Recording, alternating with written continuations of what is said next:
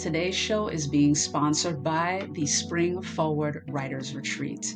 If you're someone who's been sitting on your book for weeks, months, years now, especially if you're a Gen X woman, you've been through some major experiences, you have a story, you have something to say and to share with the world, but you've been sitting on it, or you've been a bit confused as to where to start.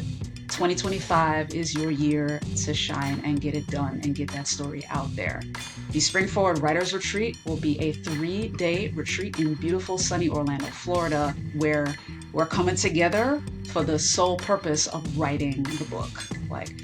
We're coming together to help you get what's in your head onto the page so you can come in an aspiring author and leave as an author. Your manuscript will be completed by the end of that weekend. And not only that, but you'll also have the next steps that you'll need to be published and to properly market your book. So you're coming in with your ideas, maybe a partial draft, maybe you started on your book already. But by the end of the weekend, you'll have a completed manuscript and the next steps that you'll need to take to be successful with your book, with your story. You'll have help and guidance not only from myself, but also from other successfully published authors who've experienced the process and can guide you to completion. If this sounds really good to you, if you're interested, go to www.springforwardretreat.com for more information. It's impossible to do all this stuff alone. We can do so much by ourselves, but if we can bring in the right who's, like they say, that's been another big thing in the grounds crew. That book, Who Not How, has been a game changer too, because it's we all know how to do so much, but who can we bring in to help us get to where we're going? And that's another thing too. I've been getting better with asking for that help and asking the questions, instead of just trying to do it all by on my own. And briefly, I wanted to make sure they didn't run past this part, but of course, you mentioned grounds crew. You guys know, if you've been following the series, we talk about the flight assessment all the time. Go to flightassessment.com if you haven't taken yours yet. But, James mentioned he's grounds crew, so am I. We're the hands and feet of any operation. You know what I mean? We're the ones that are typically not seen, but to his point, he said, as long as he has the steps on what to do and where to go, he'll get there. He'll make sure that, we get there. And that's usually how grounds crew are. We're not always the best at ideation. However, if we are in a community that promotes it, that encourages it, it's a lot easier. It's a lot easier to ideate when you're being encouraged to, when your ideas are validated. When you're told that, your ideas are valid, your opinion is welcomed, that sort of thing. So that's why community is important, y'all. For those of you who are watching, whatever your luxury item is, maybe it's not a book, but you're working on something that's either important to you or something that's important to your boss, if it's something work related. But if you get into a community where your opinion is valued, it allows you to blossom, because then your ideas get respect, and then you'll feel like, oh, cool, I can do this, I'm capable. To his earlier point in the book, that second point he said about confidence, that's very important. So yeah, just wanted to touch on that part. Obviously you took the assessment, so you know what you are as grounds crew. How have you seen yourself evolve as a grounds crew? From the time you took it to 2024, how have you seen yourself grow and evolve? Yeah, no, man, it's been interesting really to see how I've evolved with it, because when I first took it, my pilot was at a 12. Okay. Right? So little on the low side, but we have all of those traits in us, but Right. as I had to step up into more leadership roles, because when I want to go back a little bit. So in Breathe University, started off as a student, a few months into it, became a lead. And then there were 6 of us on that leadership team. And then that 6 slowly started to dwindle. It went from 4 to 3, and now ultimately we're at 2 that started. But what that has been able to do is it helped my pilot elevate to now the last time Mm-hmm. I took it, my ground screw stayed at an 80, but my Mm-hmm. pilot went from a 12 to a 51, which still is not super Ooh, high, no, but that's good. you know, yeah, you know what I mean? It's helped on, with the decision making, process, and just to learning more about, my superpower and being the grounds crew. Like it made so much sense to me in the stuff that Mm-hmm. I'm doing, like with the service industry, because I was in the hospitality service industry for 2+ decades, and I'm still in there a little bit now. Like I still help manage a restaurant a couple nights a week, but it's Mm-hmm. that service at a high Mm-hmm. level, and it's just like that's when I really feel like I'm in my superpower and in my zone. When I even like volunteering at the events for ETA, like just running around and serving the people and just and helping them out, and it's like the cool thing too is like once you start to understand who you are, then you start to be able to see what other people are, and learn Yes. their strong suits, and like without even having to, ask them. Like you can just tell by talking with them what they are, and when we're building, you know, our businesses and building our teams and whatnot, that's super important because, to be a successful organization, in a sense, we really need to have people that are strong in all those areas to come in, because Right. it's impossible to do all this stuff alone. Like we can do so much by ourselves, but if we can bring in the right who's, like they say, Mm-hmm. been another big thing in the grounds crew. Like that book Who Not How has been a game changer too, because it's like we all know how to do so much, but who can we bring in to help us get to where we're going? And that's another thing Yes. too. Like I've been getting better with asking for that help and asking the questions, instead of just trying to do it all by on my own. Yes. Don't miss that, y'all. Asking the right questions and asking for help. And Mhm. full transparency, James, that's something I'm learning too. Because folks who are grounds crew, if this is you, you're watching, like maybe you're the hands and feet of the operation as well. Maybe you're introverted, you prefer steadiness. You don't like the boat to be rocked too much. You give me the instructions and I'll fly, I'll take it and go and run off with it. Maybe that's you. One of the things that we tend to struggle with is asking for help because we're usually the ones that get asked to help, right? Like we're usually the Mhm. helping hands. So just as an encouragement, as James said, like don't be afraid to ask for that help. Like, yes, you're versatile. That is your whole superpower if you're grounds crew. That's your superpower. You're versatile. You can learn anything and operate at a high level. But Yeah. one, don't forget that there are others willing to help you. And Yep. two, don't think of it as a weakness because there are times Mm. when we're indoctrinated to believe that. You know what I mean? Like, sure, I can ask for help, but I'm not going to. They might think I'm not as good an employee if I have to ask for help, or you might see yourself as someone ineffective because you have to ask for help. That's not true.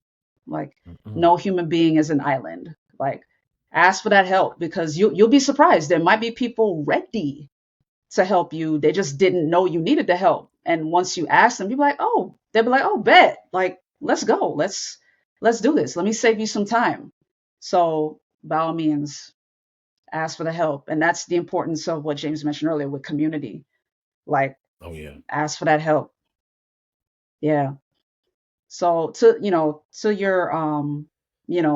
your experience with the grounds crew group as well.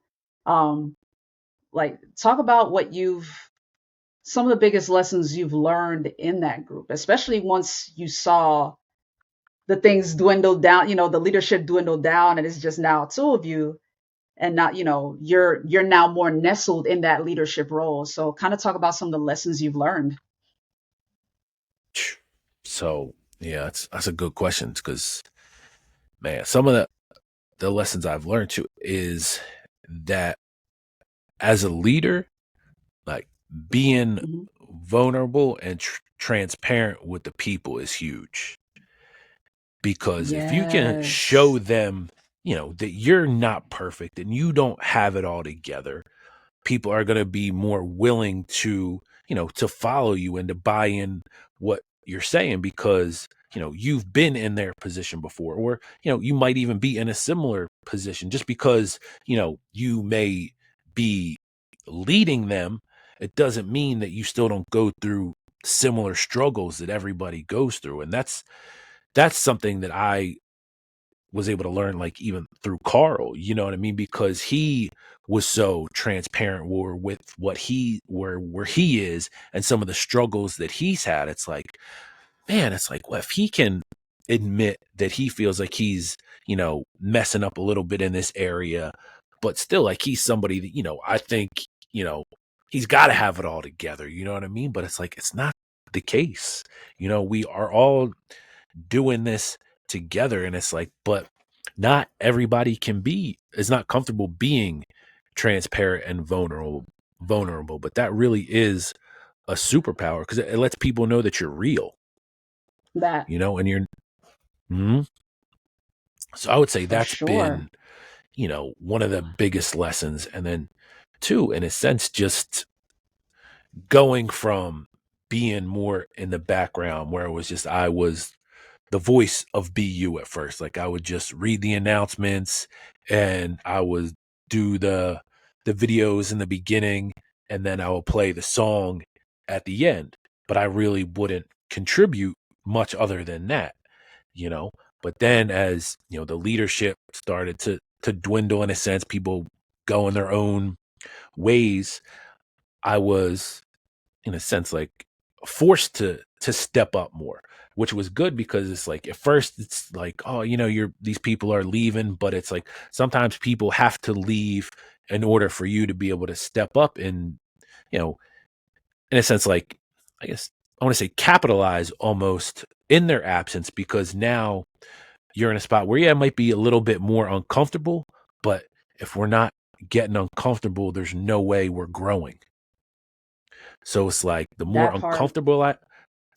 more uncomfortable I got, the the more effective I became as a coach and as a lead. So I would say, yeah, they're two of the definitely biggest things that I've learned, is that transparency and vulnerability, and then get comfortable being uncomfortable. Uncomfortable. Thank you for sharing that.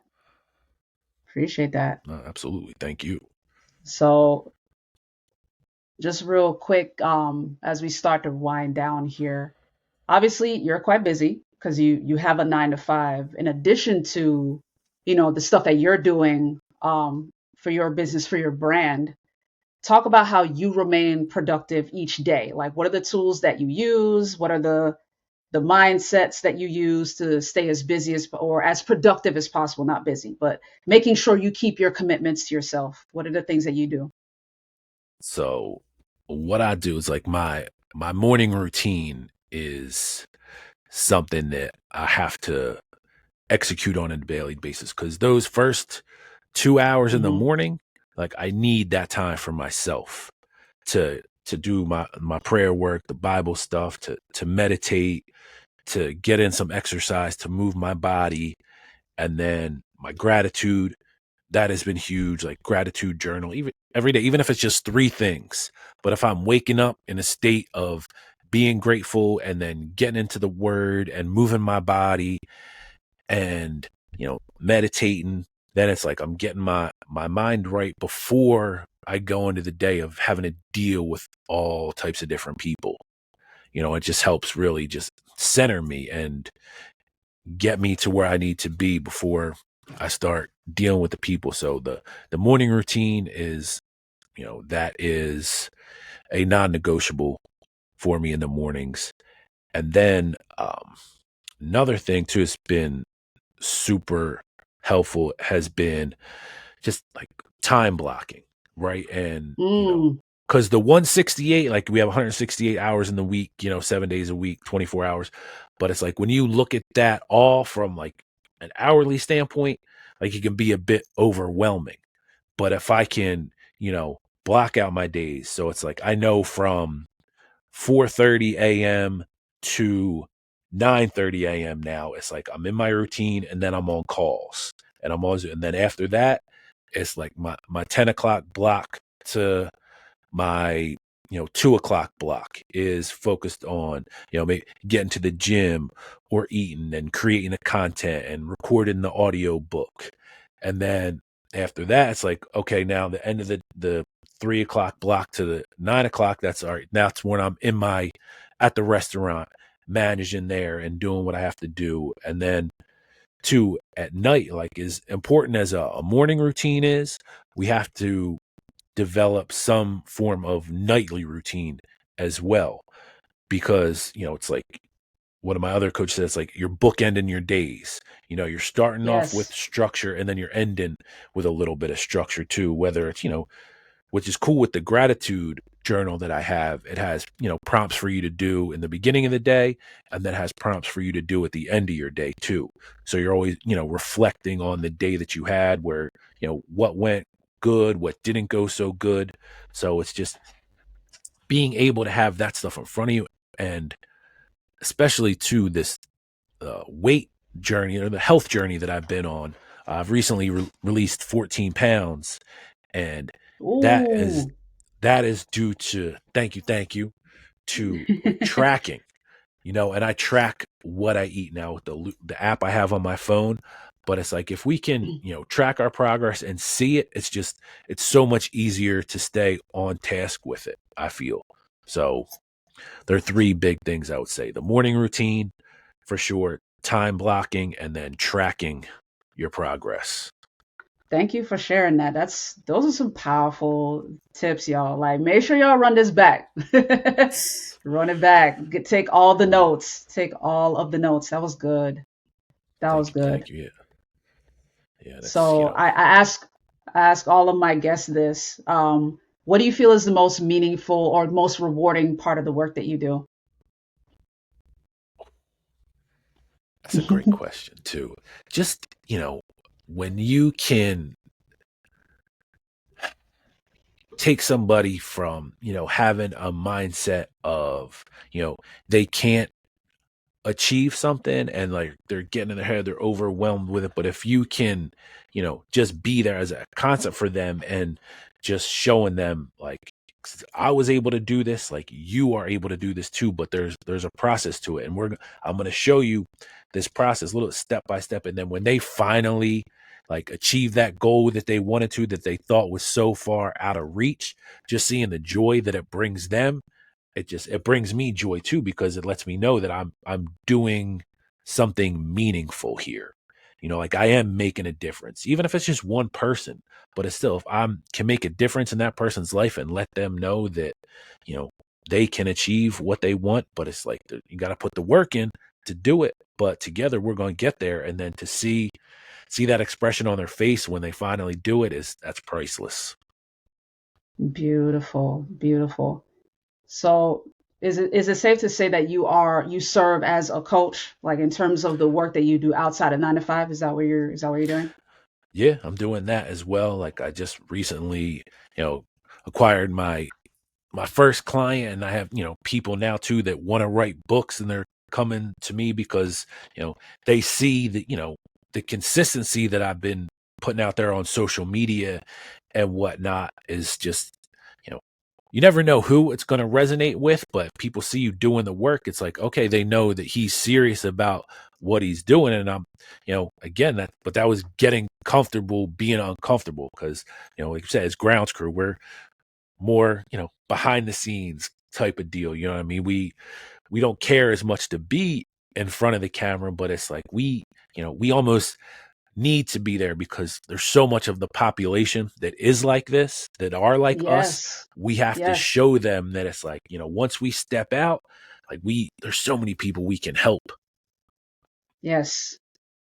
That is correct. And, for you watching, we're talking a third of the population, 30%. There's 30% of the world that's like us, that's grounds crew, that Mhm. prefer to be steady. You're more methodical with your speed. You're more careful. We don't use the word Oh yeah. slow. We use methodical. Yep. Oh yeah. Absolutely. Yeah. And would prefer to be behind the scenes. So you have those of us who choose to be in front of the camera to let the rest of the 30% know, like, hey, it's perfectly possible to do this. It's possible to be visible and not die. You know what I'm saying? You won't die. Uh, You know what I mean? You oh won't yeah. die, and it's okay to fail publicly. Like, again, you won't die. Like, even if you make the mistake, you, as long as you're in a community, going back to what we talked about in the beginning, if you're in a Mhm. community, you can make the mistake and there will be people there to catch you and say, no worries, let's dust you off, let's get you back up, you're good. Like, keep going, you know? Yep. Oh yeah. And you know, for you that's watching, keep going, you know, do the work. Even if you're not grounds crew, you know what I mean? You might be pilot, you might be just super fast. Mm, This kind of conversation is like, keep going. like, it doesn't really apply to me. Maybe you know somebody that's grounds crew. Maybe you know somebody that's like that. By all means, pull them. They need you. Oh yeah. Hmm. Oh yeah. Continue to lead them. Yeah, That's it. that's important, man. So tell our folks where they can find you, how they can reach out to you, and where they can get the book. All right. Cool. So you can find me on Instagram and Facebook under Commish's Corners. So it's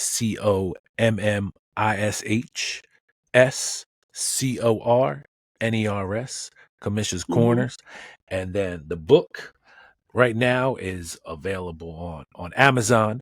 Um, so you can get it on there. But I just bought the domain commissiouscorners.com. So soon you'll be able to Nice. buy directly from me. So that is in the process. And on TikTok, my handle there is Mr. Do More with Less. So you can find me Oh, over good. there. So yeah, I'm out there. Y'all can definitely find me. Beautiful. So, ladies and gentlemen, James Commish Monahan. By Yeah. all means, follow him. By all means, follow him. And I mean, scroll all the way back. Like, go to his Instagram and like scroll all the way back. Like, he's been sharing his experiences for a while. He's pretty prolific. So check him out. Take a look at those Thank you. experiences. Yeah, cop the book, and you know, pull those four gems that we shared at the beginning, and by all means run this whole interview back. Like, get them notes. Get this work, get this transformation. But in the meantime, All right. James, thank you so much for coming on the show. Appreciate you, man. Now, Melissa, thank you so much for the time and just the platform to be able to share with the people. Because yeah, it's still surreal to me that it's like I can have this impact on people, but I know it's all warranted, and it's believe in yourself, and y'all can do anything. Just put in the work, and y'all got this. And it might drop. Like, you good. Word. All right, y'all. Make sure to follow him. And if you're not following here, by all means, subscribe. You're watching this on YouTube, so just hit that subscribe button and the bell so you don't miss any notifications. That's me at Getting the Win. You can follow me on Instagram, Pinterest, and Threads at Getting the Win Show. All right. So all of this is on screen, and you'll see it all in the show notes.